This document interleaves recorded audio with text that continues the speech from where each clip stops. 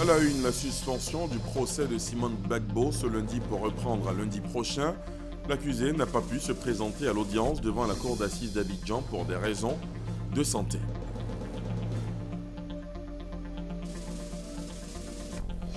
Un focus dans ce 20h sur l'attiéké, cette sémoule de manioc, garniture de base de l'ivoirien toute catégorie. Depuis le début de l'année, chaque jour un peu plus, une denrée rare et précieuse. Les prix du sachet sont passés du simple au double dans certains quartiers. Pourquoi? Que faut-il faire? Dossier à suivre.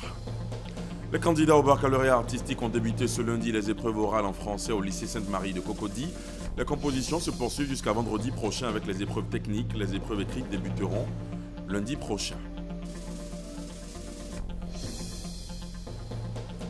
Et puis à l'étranger, aujourd'hui 4 juillet est une date importante pour le peuple rwandais, un jour qui représente pour le peuple la libération. L'événement a été célébré partout dans le pays. Dans ce journal, nous revenons sur l'origine de cette journée dite de la libération. Voilà pour le sommaire. Bonsoir à tous, bienvenue dans la grande édition. Tout d'abord ce soir, l'actualité judiciaire, le procès de Simone Gbagbo a été suspendu ce lundi pour reprendre lundi prochain. L'accusé n'a pu se présenter à l'audience devant la cour d'assises d'Abidjan pour des raisons de santé. Déjà condamné à 20 ans de prison pour atteinte à la sûreté de l'État, l'ex-première dame est accusée cette fois pour crimes contre l'humanité et crimes de guerre. Gabriel Zani. Elle ne s'est pas présentée ce lundi devant la cour d'assises d'Abidjan. Simone Gbagbo, l'ex-première dame de Côte d'Ivoire, est absente car victime d'un malaise. La parole n'a pu être donnée aux témoins comme prévu. L'audience de ce lundi 4 juillet est donc suspendue. Le procureur général s'est beaucoup occupé de la dame, l'a fait transférer à la prison pour qu'elle puisse être soignée. Et donc quand il allait, il s'est rendu compte que il y avait une baisse de tension. Et ce sont des propres médecins de Mme Gbagbo qui sont en train de la suivre. Et donc c'est eux qui ont conclu pour dire qu'elle pourrait être libérée demain. Selon ses avocats, Simone Gbagbo est aussi fragilisée par les longs procès. Nous avons tenu à respecter la souffrance de notre cliente. Nous avons tenu à montrer que nous sommes responsables et que nous n'avons pas de plan pour retarder ce procès. L'audience de Simone Gbagbo reprendra le lundi 11 juillet prochain. Depuis le 31 mai dernier, l'ex-première dame ivoirienne est jugée pour crimes contre l'humanité et crimes de guerre. Mais elle est déjà condamnée à 20 ans de prison pour atteinte à la sûreté de l'État. Il était prévu ce lundi, mais il a été reporté à une date ultérieure à la demande des 5 groupes parlementaires de l'Assemblée nationale. Le projet de loi portant statut de l'opposition politique devra faire l'objet d'une profonde analyse par les députés ivoiriens avant qu'il ne soit défendu en plénière. Ainsi en a décidé l'ensemble des groupes parlementaires qui l'ont signifié au ministre d'État, ministre de l'Intérieur et de la Sécurité, désigné par le gouvernement pour présenter ce projet de loi au Parlement. Hamza Diaby. Ce lundi, au Parlement, face à la Commission des Affaires sociales et culturelles, Ahmed Bakayoko, le ministre d'État, ministre de l'Intérieur et de la Sécurité, est allé défendre un projet de loi, celui qui traite de la notion de l'opposition politique, de ses droits et obligations, du statut du chef de l'opposition et particulièrement de son mode de désignation. Mais à l'unanimité des groupes parlementaires, l'examen du projet de loi est reporté à une date ultérieure. Compte tenu de l'importance sur la vie de la nation, l'ensemble des groupes parlementaires, donc l'ensemble des députés, ont estimé qu'il fallait leur laisser un peu de temps afin que nous puissions analyser ce texte. Du temps, mais de combien de temps les députés veulent-ils disposer? Le temps que cela prendra, le temps que l'analyse des députés prendra. En tout état de cause, nous reviendrons immédiatement vers le président de la commission dès que nous aurons fini cet examen approfondi. L'émissaire du gouvernement, lui, dit prendre acte de cette décision. Deux choses que cela m'inspire, c'est que le texte est très important, comme l'a dit le porte-parole des groupes parlementaires, et que deuxièmement, c'est que l'échange entre le gouvernement et le Parlement est dynamique. Donc nous sommes disposés donc, à continuer ces échanges, à revenir pour aller plus loin. Et je pense que cela renforce notre démocratie. Les deux parties s'étant accordées, l'examen du présent projet de loi se fera donc après son analyse de façon approfondie par les parlementaires. Un groupe d'experts de la mission multidimensionnelle intégrée des Nations Unies pour la stabilisation du Mali, MINUSMA, a été reçu par le chef d'état-major général des forces républicaines de Côte d'Ivoire. Au terme de 3 jours d'inspection, les experts de la MINUSMA ont fait le débriefing de leur mission à Soumaïla Bakayoko. Le récit d'Abou Sanogo. Conduit par le lieutenant-colonel Dadier Diop, les experts de la mission multidimensionnelle intégrée des Nations Unies, MINUSMA, pour la stabilisation au Mali, au nombre de 4, ont été reçus par le chef d'état-major général des forces républicaines de Côte d'Ivoire, le général de corps d'armée Soumaïla Bakayoko, pour le débriefing de leur mission d'inspection du matériel pour les contingents mémorandum d'accord, contrôle et remboursement. Et le point focal de cette opération est la compagnie de protection MINUSMA qui siège au sein de l'établissement général des services à Makori.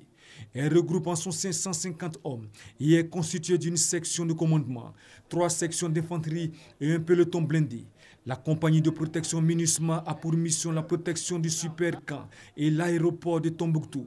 Le général Soumaïla Bakayoko a donc effectué une visite à l'effet de s'assurer de l'effectivité du professionnalisme de la compagnie de protection MINUSMA qui sera déployée dans les mois à venir au Mali.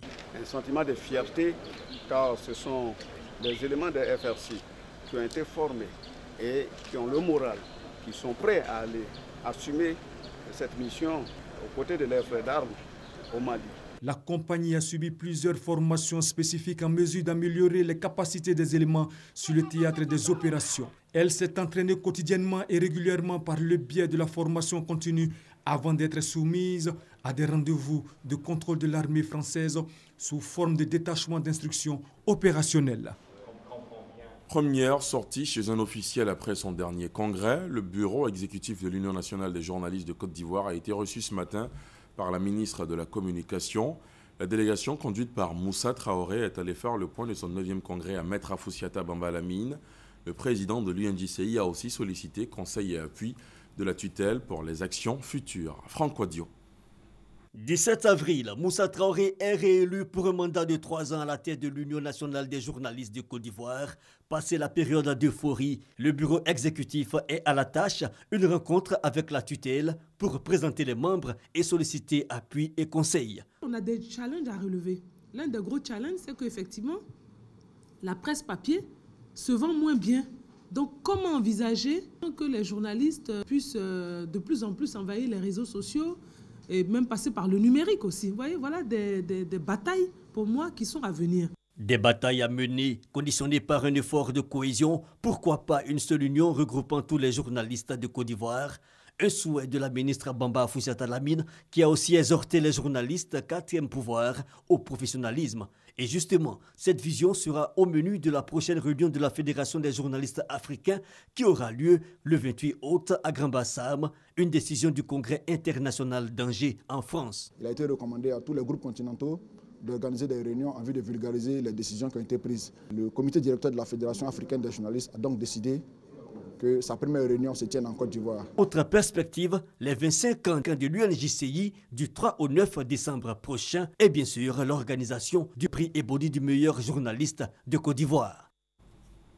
La Banque africaine de développement BAD vient d'octroyer à la Chambre de commerce et d'industrie de Côte d'Ivoire un don de 300 millions de francs CFA, une enveloppe qui doit servir au financement de petites et moyennes entreprises dans le cadre d'un projet dénommé Champignon. Les 2 institutions ont paraphé l'accord de don ici à Abidjan la semaine dernière en marge de la 28e Assemblée générale ordinaire de la Chambre de commerce ivoirienne. Les précisions d'Arman Niamia. C'est une centaine de PME considérées comme des locomotives dans 3 secteurs prioritaires définis par la Chambre de commerce et d'industrie de Côte d'Ivoire, à savoir les BTP, la transformation et l'hôtellerie-restauration qui vont bénéficier de ce don du programme Champignon. Ce programme Champignon est une alternative au financement des entreprises dans la mesure où nous apportons à travers ce programme une notation managériale. Ces entreprises seront sélectionnées suivant 2 critères, l'un tenant compte de l'importance et l'autre en rapport avec la qualité de la prestation fournie. Les dossiers des 30 meilleurs seront soumis à l'examen et 12 seront retenus pour bénéficier de la notation financière. En réalité, c'est tout ce qui permet à une banque de répondre à la question « Dois-je prêter à cette entreprise et combien lui prêter afin qu'elle me rembourse dans de bonnes conditions ?» Les 90 entreprises restantes seront soumises à la notation managériale en vue de leur renforcement des capacités. Paraphant le document de l'accord de don de 300 millions de francs CFA avec le président de la Chambre de commerce et d'industrie de Côte d'Ivoire, le représentant de la Banque africaine de développement a indiqué que l'institution financière demeure aux côtés de la Côte d'Ivoire dans ses initiatives visant à favoriser son développement. Nos priorités sont celles de la Côte d'Ivoire. Ici, c'est la Côte d'Ivoire qui nous dit les priorités nationales. Il y a des plans nationaux de développement, etc. Et nous dans ce cadre-là, nous nous insérons. Le programme Champion est prévu pour s'étendre sur 24 mois. La mise en œuvre de ce programme est conduite par 4 principaux acteurs, notamment la Chambre de commerce et d'industrie de Côte d'Ivoire, qui assure la notation managériale avec l'appui de la Chambre de commerce et d'industrie de Bordeaux. On en vient au focus du 20h et ce soir, gros plan sur l'atiéké, cette semoule élaborée à partir des tubercules de manioc, garniture de base de l'ivoirien toute catégorie. Mais depuis le début de l'année, l'atiéké national est chaque jour un peu plus une denrée rare et précieuse. Les prix au sachet sont passés du simple au double, voire même au triple dans certains quartiers. Pourquoi? Que faut-il faire? L'atiéké, le nouvel or blanc ivoirien, un dossier réalisé par Christelle Menant.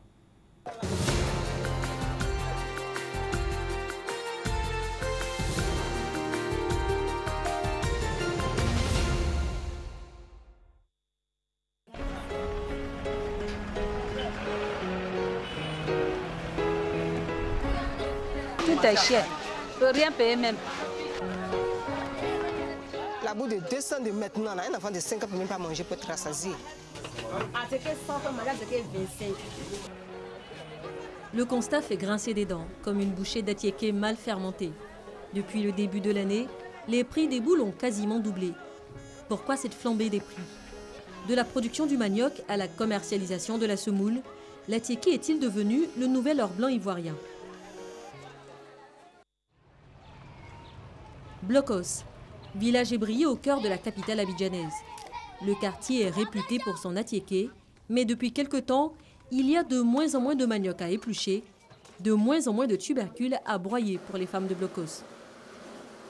Florence est l'une d'entre elles, 20 ans de savoir-faire au bout des doigts. Elle a vanné, séché et cuit à la vapeur des tonnes de cette semoule tant prisée. Mais aujourd'hui, sa petite unité de transformation a baissé son rythme de production. En début de chaîne, le manioc se fait rare. Le prix d'achat du tubercule a bondi de plus de 100%. Le prix du manioc a augmenté. En 2015, on payait la bâchée à 160 000. Maintenant, c'est 300, 280. 300 000 ou rien. Si on paye le manioc cher, on a besoin de vous vendre cher aussi pour avoir 5 fois pour manger. On ne peut pas vendre pour perdre. Bon. Le manioc qu'utilise Florence, comme les autres productrices d'atiéké, vient généralement du sud du pays. Pour tenter de comprendre cet envolé des prix, rendons-nous à une trentaine de kilomètres du centre-ville. Direction Songon, en banlieue abidjanaise. Connue pour être une des capitales du manioc, mais où trouver le tubercule est devenu un casse-tête. Notamment pour Girès, collecteur grossiste. Il parcourt les plantations de Songon à la recherche du précieux manioc. Mais même à Songon, le tubercule se fait rare. Il faut alors négocier avec les producteurs.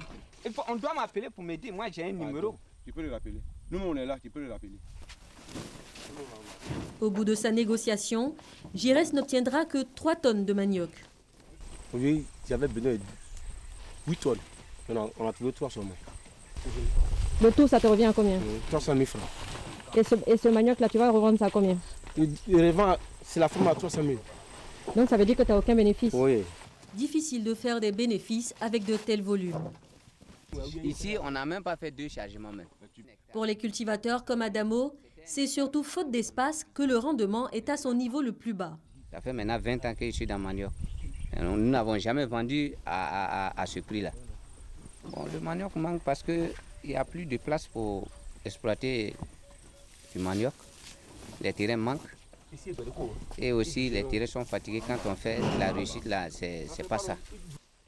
Évoquer aussi la sécheresse, un autre facteur de cette baisse de rendement. Le manque d'eau enregistré en 2015 a eu pour conséquence la dureté des sols, rendant ainsi difficile l'extraction des tubercules. Et pourtant, selon les chiffres officiels, la production de manioc ne cesse de croître. Une augmentation de plus de 115% entre 2011 et 2015. Plus de 5 millions de tonnes en 2015. Mais où sont donc passés les 2,9 millions de tonnes excédentaires? Probablement exportées sous forme de pâtes vers les pays voisins. Selon un document du ministère de l'Agriculture, la demande extérieure sans cesse croissante a généré un circuit d'exportation sous-régional, alimenté par de nouveaux acteurs dans la filière. Pour les femmes de Débrimou, non loin de Dabou, cette pénurie de manioc a une autre explication. Dans le village, la coopérative des vendeuses d'attiéké et de poissons n'a pu obtenir de la communauté que 1 hectare pour sa plantation de manioc. Regarde derrière toi, il y a la place qui fait 4 hectares, 5 hectares. On peut planter manioc, on ne peut pas avoir faim. Mais ils ont pris pour planter les villas. Ils ont pris 3 hectares pour planter les villas. Et puis on a pris 1 hectare pour planter le manioc. Pour ces femmes, pas de doute, le principal coupable de cette pénurie de manioc, c'est la star des cultures de rente des années 2000. Les plantations d'EVA ont conquis les terres du pays à l'époque où les cours mondiaux culminaient. Ici, avant, c'est manioc qu'on plante. Et puis après, EVA a pris la place. Le manioc, denrée rare devenue hors de prix par la combinaison au final de 4 principaux facteurs. Les aléas climatiques et la sécheresse de l'année 2015 qui ont rendu les sols arides, donc peu propices à l'extraction des tubercules de manioc. Des sols de moins en moins fertiles et de moins en moins disponibles pour la culture du vivrier. Plus de terre pour l'EVA et moins pour le manioc, dont une bonne partie de la production nationale est exportée vers l'étranger. Le manioc, une priorité agricole pour l'État à travers différents projets dans le cadre du Programme national d'investissement agricole, PNIA, avec un budget de plus de 2040 milliards, dont 60% attendus du secteur privé. Le PNIA se décline en 5 objectifs. Renouer avec l'investissement dans le secteur agricole, relancer la croissance agricole, réduire l'insécurité alimentaire et la pauvreté, notamment en zone rurale, et enfin créer 2 400 000 emplois. Un plan de bataille, une boussole pour garantir la sécurité et la souveraineté alimentaire du pays.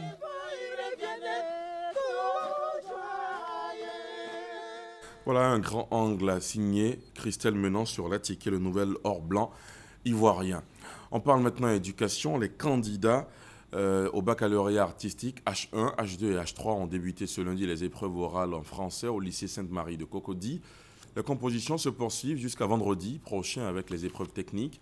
Les épreuves écrites débuteront lundi prochain au même titre que les candidats au baccalauréat de l'enseignement général. On fait le point avec Herman Niamia. Lycée Sainte-Marie de Cocody ce lundi 4 juillet.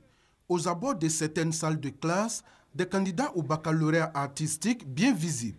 Ils sont ici pour l'épreuve orale de français. On attend à ce que les choses puissent avancer afin que nous puissions aussi entrer pour faire pour nous et se préparer pour les autres. L'oral de français, on avait 2 romans et puis un groupement de tests, de 4 tests.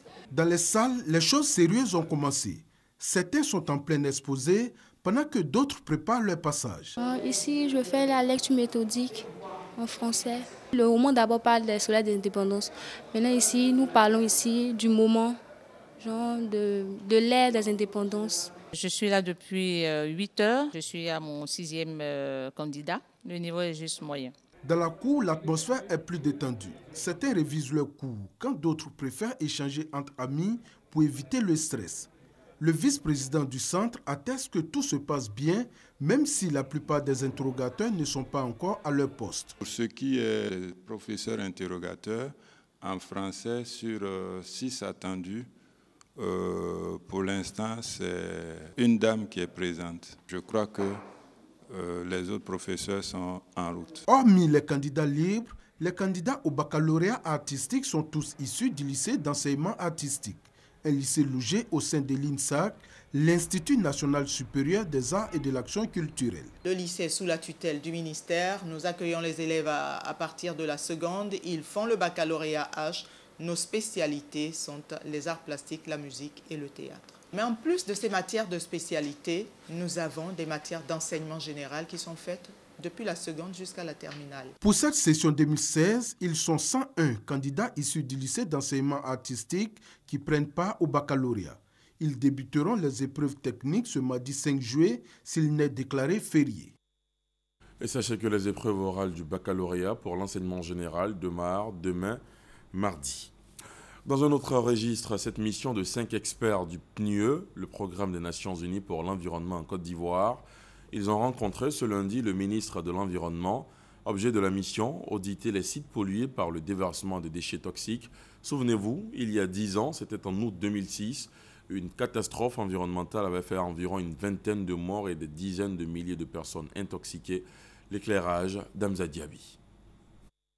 Septembre 2006, la Côte d'Ivoire connaît une catastrophe environnementale sans précédent.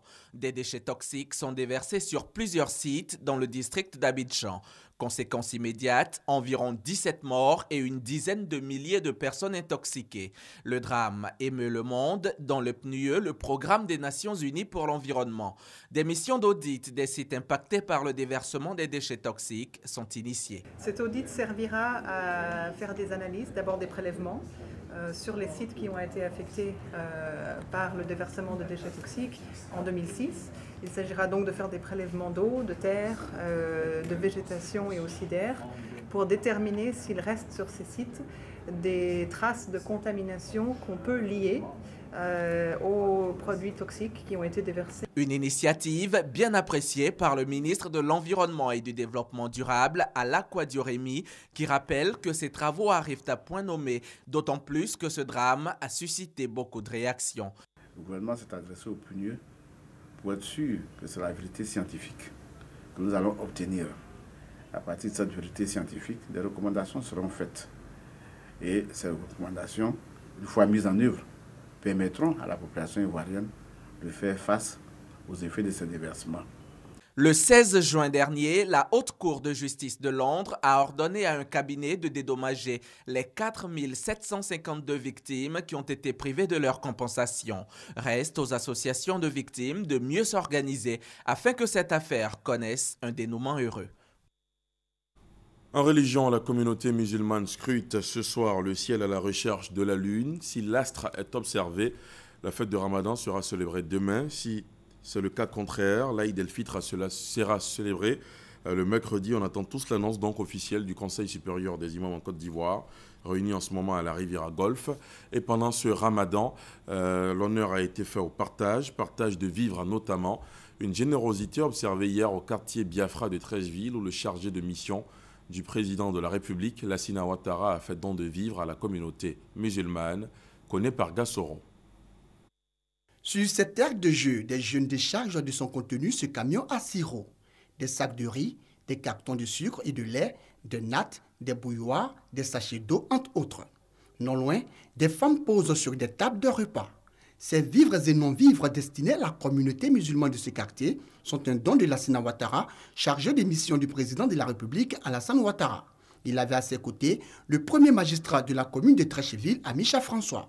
Ce don s'inscrit dans le cadre du mois de Ramadan, un mois de générosité et de solidarité. Le mois de Ramadan, c'est important. C'est très important de partager. De partager toujours à manger, toujours les dons à tous ceux qui en ont besoin. Tous ces dons que je fais, c'est grâce au chef de l'État. Merci à notre frère pour ce don important de 2000 kits alimentaires qui permet aux démunis de notre communauté de faire la rupture du jeûne à quelques jours de la fin du mois de Ramadan. Heureux, les bénéficiaires ont tenu à exprimer leur gratitude et leur reconnaissance aux donateurs. Avant le quartier Biafra de Treichville, Lassina Ouattara a offert à la communauté musulmane de certaines villes et certains villages du nord de la Côte d'Ivoire de nombreux kits alimentaires en vue de leur permettre de rompre dans la quiétude leur jeûne. Et tous les fidèles musulmans prennent toutes les dispositions pour finir le mois de Ramadan selon les recommandations divines. Et parmi ces recommandations, la Zakat el-Fitr, une sorte d'aumône purificatrice, le sens de la Zakat el-Fitr avec Amadou Ouattara. La Zakat al-Fitr, appelée aumône de la rupture de jeûne, principe islamique obligatoire pour tout musulman ayant les moyens financiers, ce sacrifice intervient 1 ou 2 jours, voire 1 heure du temps avant l'accomplissement de la prière de l'Aïd el-Fitr. En dehors de son rôle de purification du jeûneur de ses péchés commis pendant le mois de Ramadan, la Zakat al-Fitr contribue à l'épanouissement des plus démunis. Le but est que le jour de cette fête, il faut que tous les musulmans soient en joie. Donc ce jour-là, les pauvres ne doivent pas se promener pour demander. Donc on leur apporte assistance pour qu'eux aussi ils soient en joie. L'accomplissement de la zakat al-fitr répond également à plusieurs principes religieux. Le prophète sallallahu alayhi wa sallam a dit de faire ce sacrifice dans la nourriture principale du pays. Mais maintenant, c'est que les savants recommandent que ça soit maintenant dans le riz, parce qu'on constate que c'est la nourriture principale des Ivoiriens aujourd'hui. Cela exige que chaque âme doit faire la zakat al-fitr. Donc chaque chef de famille doit donner 2,5 kg de riz à une nécessité. La zakat al-fitr fait partie de la zakat ou aumône légale, qui est le troisième pilier de l'islam. Il est destiné à 8 catégories de personnes, dont le pauvre, l'indigent, l'esclave ou le prisonnier musulman à affranchir. Pour fermer ce chapitre religion, je rappelle encore une fois que la communauté musulmane de Côte d'Ivoire scrute ce soir le ciel à la recherche de la lune. Si l'astre est observé ce lundi soir, la fête de Ramadan sera célébrée demain mardi, et donc demain mardi serait férié. Dans le cas contraire, l'Aïd el-Fitr sera célébré mercredi, et donc ce sera mercredi qui sera jour férié et chômé sur l'ensemble du territoire national. On attend toujours encore l'annonce officielle du bureau exécutif du Conseil supérieur des imams en Côte d'Ivoire, le COSIM. À l'étranger, aujourd'hui, 4 juillet est une date importante pour le peuple rwandais. Un jour qui représente pour le peuple la libération. L'événement a été célébré partout dans le pays. Dans l'élément qui va suivre, nous revenons sur l'origine de cette journée dite de la libération. Le Rwanda, le pays des 1000 collines. Dans un lit de préjugés qui tirent leurs origines d'une histoire pleine de bouleversements politiques et d'intérêts partisans, 2 ethnies cohabitent, Hutu et Tutsi. Les affrontements entre ces frères d'un même pays sont fréquents. Il est reproché au pouvoir exercé par Juvenal Habyarimana d'empêcher les Tutsis d'accéder à des postes de responsabilité. Le 6 avril 1994, l'avion du président Habyarimana est abattu alors qu'il s'apprêtait à atterrir à Kigali. Cet événement sonnera la triste cloche d'un affrontement sanglant et d'une violence inouïe. Dans le tréfonds des 1000 collines résonne l'horreur. Le cri du sang Tutsi versé à l'arme blanche par les milices Hutu interarmées. Le 4 juillet 1994, les troupes du Front patriotique rwandais, conduites par l'actuel président Paul Kagame, réfugié en Ouganda, s'emparent de Kigali. Elles mettent un terme à 100 jours de génocide contre les Tutsis en faisant tomber le pouvoir de Juvenal Habyarimana. Le 4 juillet, c'est le jour de la libération du Rwanda, mais pour moi, c'est le jour de la résurrection en tant que rescapé du génocide. Plus d'1 million de Tutsis ont été exécutés. Le 4 juillet, c'est le point de départ du Rwanda vers le développement, vers le succès, et actuellement, on connaît le Rwanda comme un modèle. Depuis le 4 juillet 1994, bien d'autres événements historiques et politiques ont eu lieu au Rwanda. Cette cérémonie rappelle aux Rwandais que sans oublier le passé, il faut se tourner vers l'avenir. Il y a tout juste 40 ans, Israël était confronté à une attaque terroriste, mais sur le continent africain. Une prise d'otage sur l'aéroport ougandais d'Entebbe où avait atterri un avion d'Air France détourné par 2 Palestiniens et 2 militants d'extrême gauche allemands. Des commandos d'élite israéliens étaient alors intervenus et 3 otages avaient trouvé la mort. Parmi les victimes de l'opération, il y avait aussi le frère de Benjamin Netanyahou, le lieutenant-colonel Jonathan Netanyahou. 4 décennies plus tard, le premier ministre israélien est à Entebbe, en Ouganda. Sidonie Davila. Le but visé par Benjamin Netanyahou, le premier ministre israélien, consolider les relations israélo-africaines et marquer le 40e anniversaire de la mort de son frère dans une opération commando à l'aéroport d'Entebbe. À son arrivée, il est accueilli par le président ougandais Yoweri Museveni et son épouse. Et pour saluer la première visite d'un premier ministre israélien en Afrique subsaharienne depuis des décennies, 19 coups de canon. Dans les années 60, de nombreux pays africains avaient en effet pris leur distance avec Israël en raison des guerres de l'État hébreu avec ses voisins entre 1967 et 1973. Aujourd'hui, plus que jamais, Israël cherche à s'assurer le soutien des pays africains dans les institutions internationales où il fait l'objet de vives critiques liées à l'occupation des territoires palestiniens ou à ses activités nucléaires. Symboliquement, 13 millions de dollars ont été débloqués par le gouvernement israélien afin de renforcer les projets de coopération avec l'Afrique. Accompagné de 80 hommes d'affaires représentant une cinquantaine d'entreprises israéliennes, Netanyahou poursuivra sa tournée au Kenya, au Rwanda et en Éthiopie. En Ouganda, Benjamin Netanyahou marquera également le 40e anniversaire du raid d'Entebbe mené par des commandos israéliens le 4 juillet 1976 pour libérer les passagers et l'équipage d'un vol Tel Aviv-Paris pris en otage par des Palestiniens. Un douloureux souvenir pour le premier ministre israélien dont le frère aîné, Jonathan, avait été tué dans les premières minutes de l'opération. Exactement 20h30, fin de ce journal. Merci de l'avoir suivi.